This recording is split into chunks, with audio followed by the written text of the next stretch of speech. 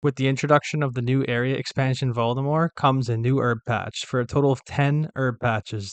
Today in this video, I'm going to take you through all 10 of them, how to access them, and what to bring. Starting off with our herb run here, I'm going to start in the farming guild. I think that's the best option because there's a bank here, the chest I was just staying next to, and an herb patch right here on the western side. You're going to want in your inventory 9 of the best seeds you're going to be using. I know I said 10 earlier, but I do not have the Elite Moritania diary completed, so that unlocks the 10th herb patch on Harmony Island. So if you have that, great, bring 10 herb seeds. You're going to want a bottomless compost bucket with the best compost that you can use. Obviously, if you don't have this bucket, do just bring the best compost you can use, make or buy, seed dibber, spade, and for the teleports, I'm bringing the Ectophile, Camelot teleport, an Artie cloak, a Telly to house because my Xeric's talisman is mounted on the wall there. Otherwise, bring your Xeric's talisman. Troll Stronghold teleport, which is the Stony Basalt. A Weiss teleport, which is the Icy Basalt. And the new teleport, which is the Fortis teleport that gives you to the new area expansion. And last but not least, the Explorer's Ring. That gets me to the Falador farm. I'm also equipping some graceful. You're not running around too much. You're more so teleporting than anything. Bring the magic secateurs and my farming cape. So here's where I start my run in my first herb patch. If you actually click on it quickly enough, your character will start collecting the herbs much faster. So once you collected all the herbs, obviously just plant the new seed, put the compost on top, exchange your loose herbs to the tool leprechaun. My next stop is going to be the farm south of Falador. I use my Explorer's Ring 4 to teleport here. Here's the second herb patch, and the second your character starts farming the herbs, you can rapidly click on it, and your character will now farm the herbs even faster. Go ahead and plant the seed, put the compost on it again, use the tool leprechaun. Next up, we're going to use the Ectophile. Teleport to Moritania Swamp.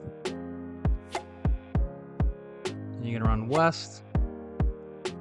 Other ways you can get here are Fairy Ring code ALQ, the Frankenstein's Castle teleport, the Kirill teleport, or the charter ship to Port Phasmatys.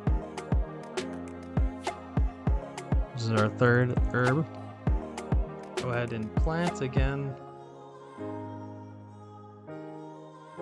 And head over to the tool leprechaun. Next up, I'm going to head to Camelot. Really, the easiest way to get here is just by using the Camelot teleport. Once here, you're going to run a little bit southeast and head to our fourth herb patch. After this, I'm going to go ahead and use my Artie cloak and go to the farm teleport. And it looks like my herbs actually died, which is unfortunate. So you do want a spade. Do you want to dig up that old one? Plant the new one. Fairy Ring code BLR. Skills necklace to the fishing guild. Or other ways you could possibly get here. Next, I'm going to teleport to my house and use the Xeric's talisman to go to Xeric's Glade. So that's mounted here on my wall.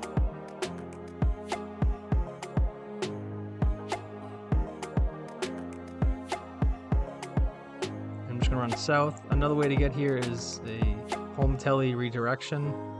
And this is our first disease-free patch. Next up, we're going to use the Troll Stronghold Stony Basalt teleport. And this is another disease-free herb patch. You must complete My Arm's Big Adventure, and the Stony Basalt is the fastest way here. You can also use a Trollheim teleport and climb down the mountain that way. I am still going to use compost on here because you do get a higher yield. This tool leprechaun is probably my favorite in the game.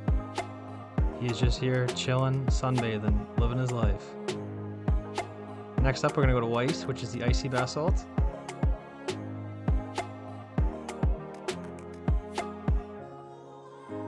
Again, this is another disease-free patch. And you do have to build the Fire of Nourishment in order to use this. And our last one is the Fortis teleport. Go into the new area expansion. This teleports you right into the middle of the city here.